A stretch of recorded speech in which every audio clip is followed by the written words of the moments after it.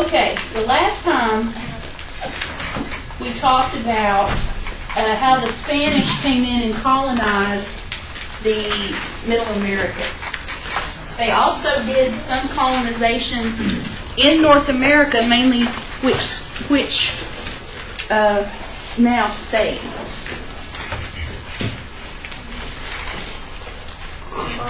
Florida, right. They had colonies in Florida. St. Augustine, Florida is the oldest settlement in Florida. Consequently, if you ever go there, they have a museum. And in this museum, they have this creepy-looking little doll. His name's Robert the Doll. And if I'm thinking of it, I can find it on YouTube. I'll show it to you on Thursday.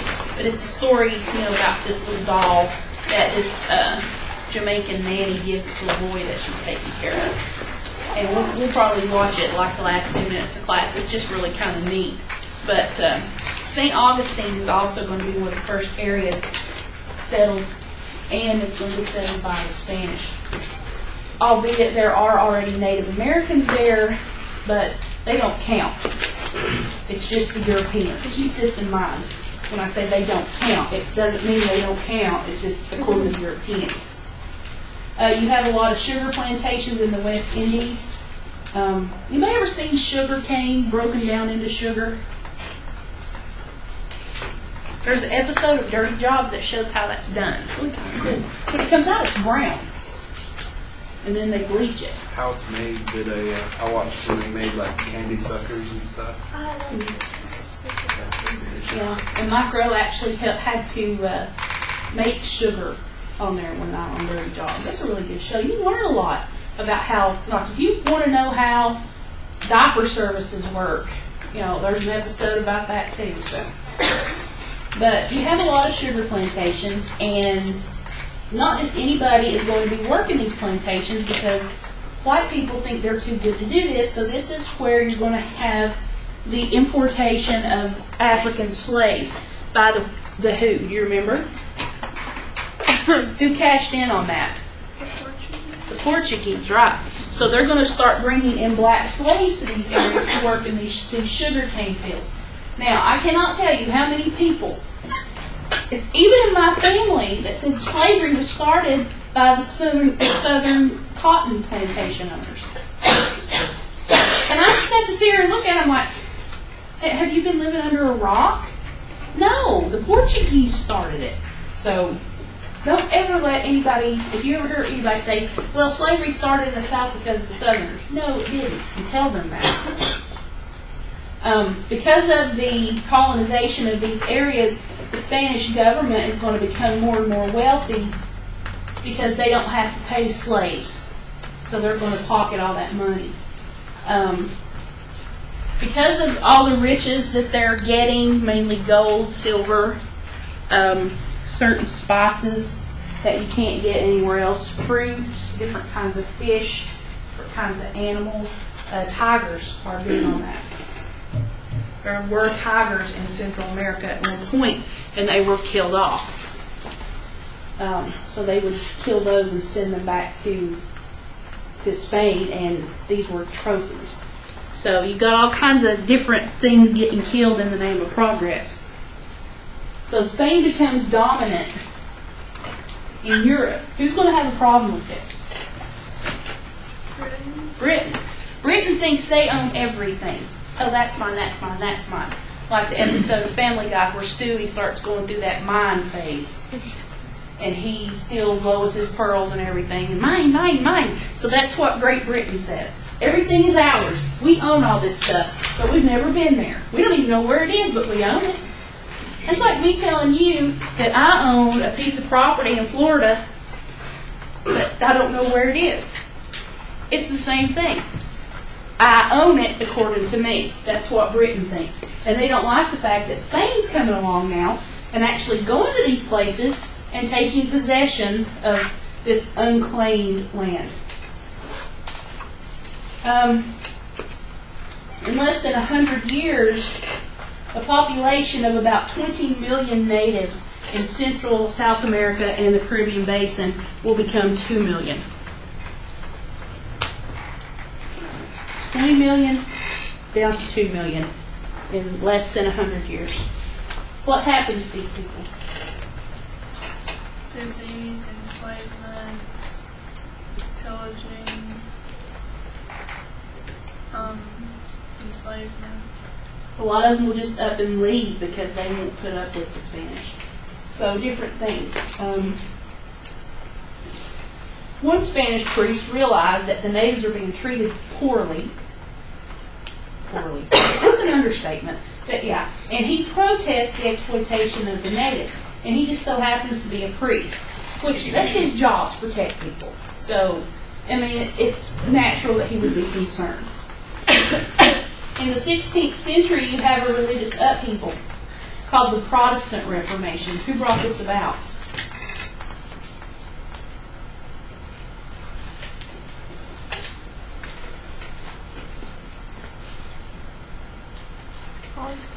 Protestants. Mainly one monk.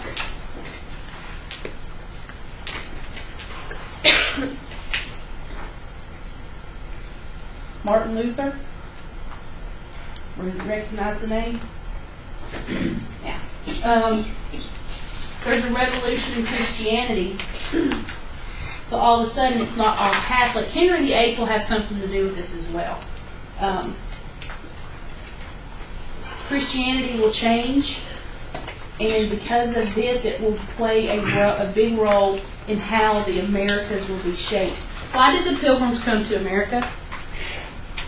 To escape religious persecution. Right. So, because of the Protestant Reformation, because King Henry VIII will eventually break with the Catholic Church, it's going to shape how the Americas are formed, because people do come here in theory to have religious freedom. That's not the only reason, but that's one of the big reasons. And they want to be able to not have a plague every other week. I mean, that's a good thing. I mean, would you want to be walking down the street and have somebody dump their chamber pot on your head? You already smell bad enough.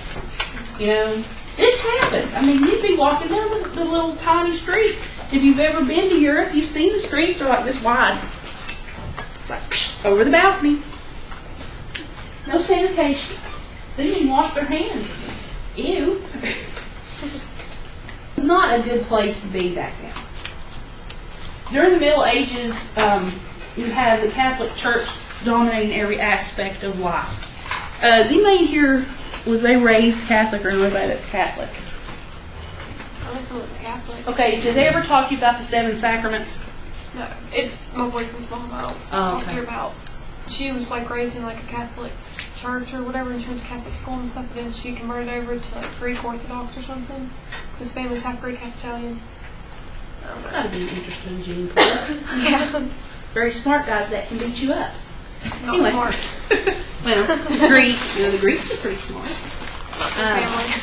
But anywho, the Catholic Church dominates every aspect.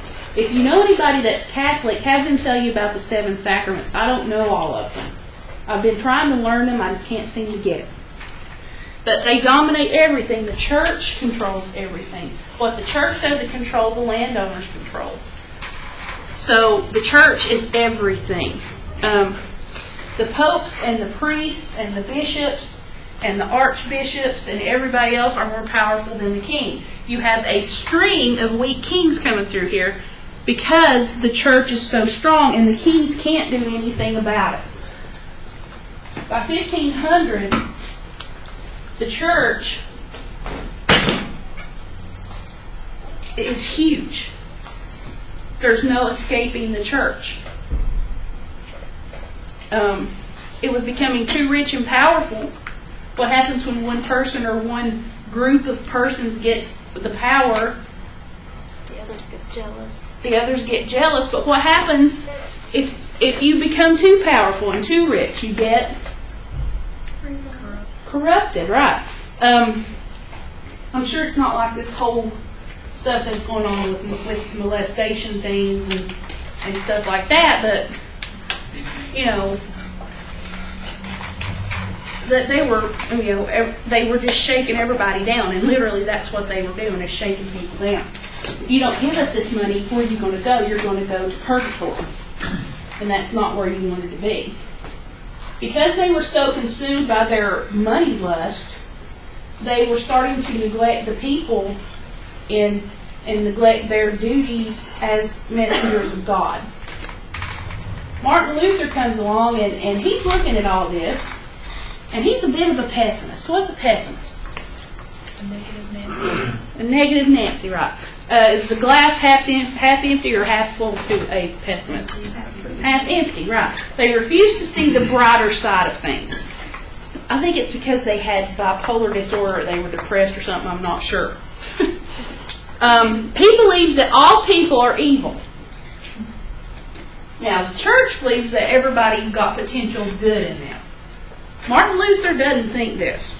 To him, everybody is just, they're just throwing rocks at little old ladies crossing the street and stealing their bread and whatever. So, and the church preached that you could get into heaven by just doing good deeds. But Martin Luther saw everybody as evil. He probably painted little horns on everybody as they drove by or walked by him. So he starts to think, now, innately people are evil.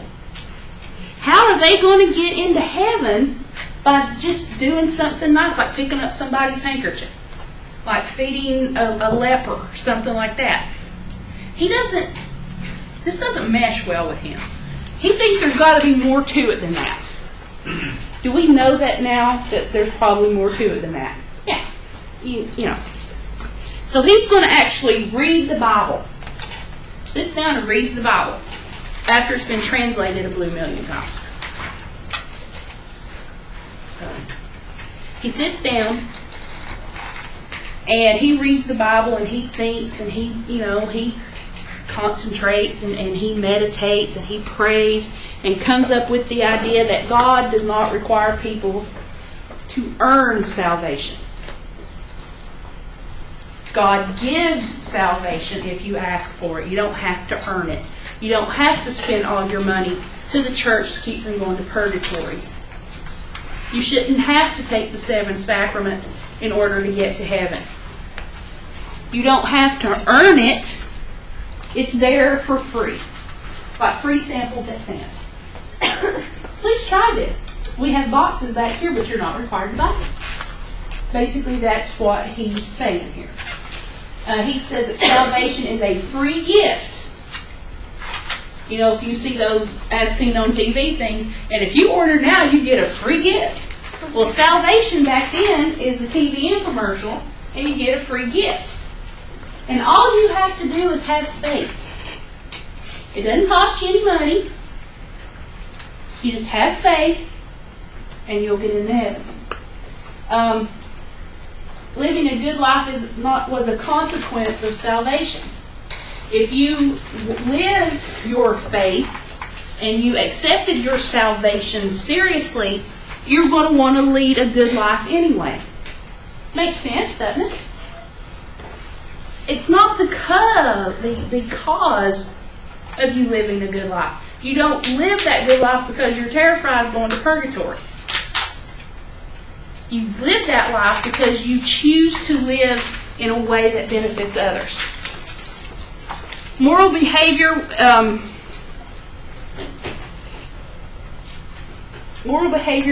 is going to evolve because Luther sees everybody as evil. The church sees everybody as good. So there's no real moral issues. But under Luther's teaching, moral behavior is running amok in the streets of London or Germany or wherever he happens to be at the time he's having these ideas. So once people realize and embrace this faith, then their moral behavior will change as well. So between 1513 and 1517, he will teach something called justification by faith alone.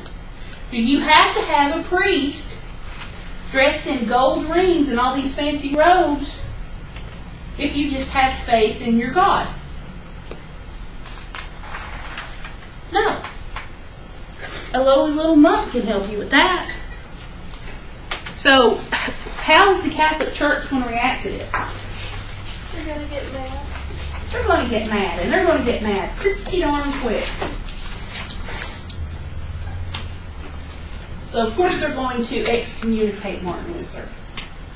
He becomes a big critic of the Catholic Church. He starts stirring the hornet's nest. Not a good thing to do when the hornets are this big. In 1517, he posts his famous 95 Theses. I've read all these. I actually understand these things. They're written in Old English, but I can kind of understand them. The Pope will try to silence him, and he will eventually be excommunicated, but does he really care? Does he need the church to get into heaven? No, he needs his faith. He believes that every person can be in charge of their own spirituality, their own ticket to heaven. You don't need a ticket seller. You can get there by yourself. The priests are just kind of there to look pretty and take your money. So between 1520 and 1530s, Martin Luther's ideas are going to catch on by people who are disillusioned with the Catholic Church, and the Lutheran churches will spread across Europe. Anybody here Lutheran? I know somebody that's Lutheran. Then you have something called the English Reformation, and this is where old Henry comes into play. You really should watch that documentary about Henry's health. Oh, it's disgusting. But it's really good. King Henry VIII, we all know, wanted a male heir. And back then, they did not know that it's the man who decides the gender of the child. So, of course, when they all had girls, who did they blame? The women. So Henry goes through a series of wives in order to obtain that pristine male heir. First, he marries Catherine of Aragon. She was married to Henry's brother, who died. There are some questions as to Henry's brother's sexual orientation and as to if the marriage was ever consummated. But they go back to the old biblical belief that if your brother dies without having a child with his wife, that the second son has to marry the wife to produce an heir for the brother. So Henry begrudgingly marries Catherine. And she has daughters.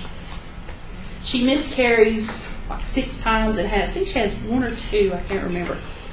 But she has girls. Now girls aren't really going to do Henry a whole lot of good because he wants a boy. So he wants to get rid of Catherine so he can marry Anne Boleyn, who's about 20 years younger than Catherine at this point. And she has been leading Henry on. Usually if you're the king and you go up to a courtesan and say, hey, you're going to be in my chambers tonight at such and such time, you win. Anne wouldn't have any part of that. She said, I don't think so. You marry me first, then we'll talk about it. It's not you marry me, then it'll happen. You marry me, then we'll talk about it. Okay? So he wants his marriage to Catherine annulled. Problem is they've been married about 20 years. Been married a long time. And who's in charge? The Catholic Church. They believe in divorce. Nope. They do believe in annulment, but only under certain circumstances. And the fact that the marriage has been consummated, they cannot annul the marriage. So, he's stuck. He can't get rid of Catherine. Anne's kind of holding out, a big piece of cake and saying, come on, marry me, you can have the cake. And he's got, oh my gosh, what am I going to do? What am I going to do? So Catherine talks to her father, who talks to the Pope, and annulment is not allowed. Now, Henry will pull a sneak to get his marriage annulled. He claims that the night that him and Catherine consummate their marriage, that she wasn't a virgin. Which meant that her and the brother had consummated the marriage. And he claims that because of that, it's incest. And that that's a sin and the marriage has to be annulled. That's how he tries to get out of it. He divorces Catherine by breaking from the Catholic Church and starting the Anglican Church, in which he is head of. Now, isn't that amazingly convenient for him? He goes to himself and asks for a divorce. Yeah, I mean, that would be a perfect world. And I want a divorce, I'm going to go to myself to do it. Okay. As if the problems with Rome weren't bad enough, when Henry does this, it makes the breach even more. And it's not pretty. What happens to Anne Boleyn? She gets accused of witchcraft and all that because she couldn't provide him with a son. Are you sure it's witchcraft? And incest. Incest. She's accused of sleeping with her own brother. And they torture the brother and he admits it. Well, duh. You torture somebody long enough, they'll admit they're Napoleon Bonaparte. It's not really, very credible if you torture somebody to get a confession. So Anne Boleyn loses her head, but Henry's already got one in the wings. And she fails to give him a child. I think she dies in childbirth. The third one. The fourth one doesn't give him any children, I don't think. And he has her beat. No, the fourth one, he gets out of the marriage by losing a hand of poker. Or winning a hand of poker. I'm not sure. But yeah, it's really kind of neat because she wanted to marry somebody else. Then the fifth one is there with him when he dies miserably and over 500 and some pounds. Smelling really, really, really bad. So, Edward VI will further the Protestant movement and help the Anglican Church even more. Mary Queen of Scots doesn't like Protestants, and she will have them beheaded. And isn't she known as the Bloody Queen? Bloody Mary, yeah. And she has a lot of people killed that don't agree with her, and she does not like her sister Elizabeth. She is Catherine's daughter. Elizabeth is Anne's daughter. Only one, apparently, since he had no male heirs, they don't think a woman can rule two kingdoms, so Mary gets Scotland and Elizabeth will rule England. And she's known as the Virgin Queen. That's where Virginia gets its name. News tip, she wasn't this pure queen. She had a boyfriend all her life. She just never got married. So in 1558, Elizabeth will become Queen of England and probably was 10 times the ruler that Henry ever could have been. She was a great queen. I mean, she's brave. She liked to go hunting. She just had a big old time. Had a boyfriend, loved to dance, all that good stuff. And she wore those weird collars that held her head up like this. I know you've seen them. Can you imagine trying to walk in something like that and trying to see where you're going? Be like, I can't see nothing. Uh-oh, fell over a dead guy. That would be a bad thing. So, you gotta wonder about fashion sometimes. I just don't get it. Anywho, because of the Protestant Reformation, Christianity in Europe will completely change. And then this will, of course, bring about the Crusades and other wars that are fought in the name of Christianity and spreading thereof.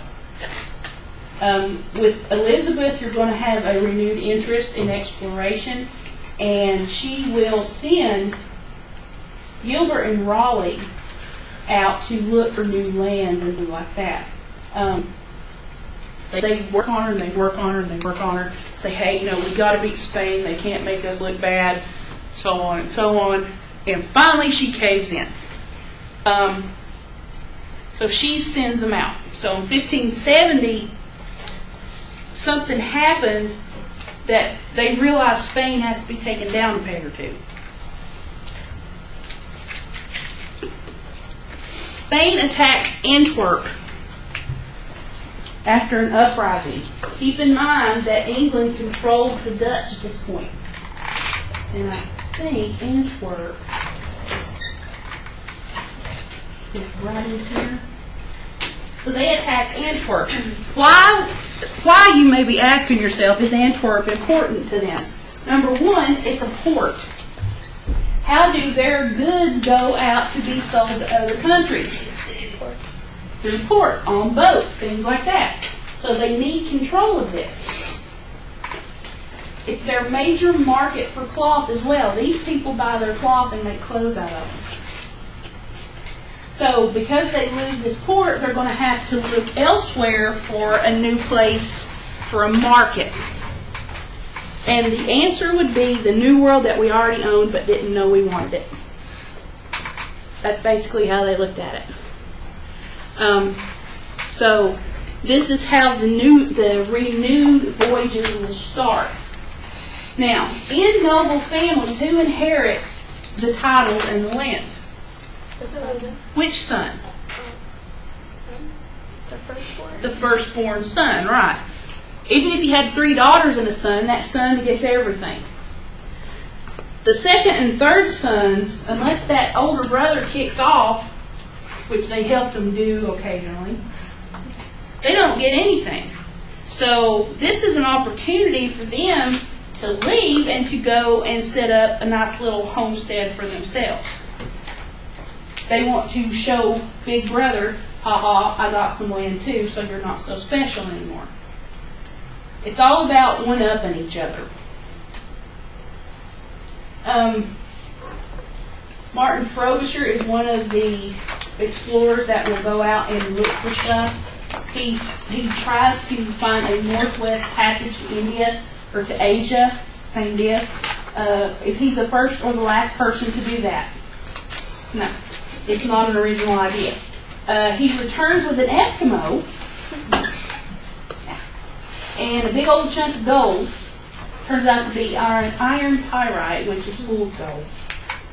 And between 1577 and 78, he'll make back take 2 more voyages back to get more of this wonderful gold, and then turns out it's not worth anything. So, yeah, he didn't do too well.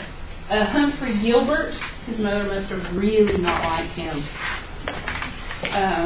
would bring the first English colonial charter, and he was going to use his charter to get rid of the poor people.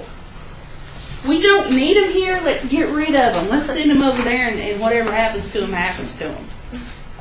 He liked this idea. He told them, if you go, you'll get land, and you'll be able to have representatives in the government. At this time, you have parliament, but they don't really listen to the people. It's all about what they can put in their pockets. So they like this.